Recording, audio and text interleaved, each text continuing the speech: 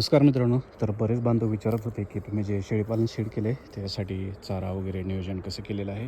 तर मी आता शेतामध्ये आलेलो आहे आणि इकडच्या शेताच्या साईडला जर हे बघितलं तर तुम्हाला दिसून येईल की ही आहे सुबाबळ किंवा तुमच्या भाषेत याला शेवरे वगैरे म्हणतात असं काही.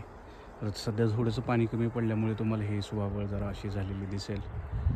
तर ही आहे एक जवळपास 15-20 गुंड्यामध्ये सुबाबळ. ह्याचा एक रोज वैरणीचा गाडा असतो. हे आहे दुसरं गिनीगोल किंवा तुमच्या भाषेत याला दुधी गवती म्हणतात. तर ह्याचाही एक रोज गाडा लागतो.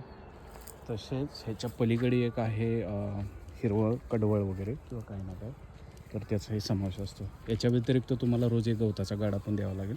सकाळी शेळ्यांसाठी वैरण वगैरे किंवा जे काही कडबा वगैरे असते ते थोडंसं द्यावं लागेल. तसेच भुसा कुट्टा काय भुसा जो काय हरभरा वगैरे असतो त्याचा किंवा कुट्टी वगैरे हे ते. तर त्यामुळे असं तुम्हाला बऱ्यापैकी नियोजन करावं लागेल. तसे शेतातून ज्यावेळेस तुम्ही असं वैरण काढता त्यावेळेस असं तुम्हाला गाडा वगैरे यूज करावा लागेल. कारण डोक्यावरचे वैरण वाहणं हे ते काही सोपं नाही आहे. तर एकंदरीतच मी माहिती दिलेली आहे.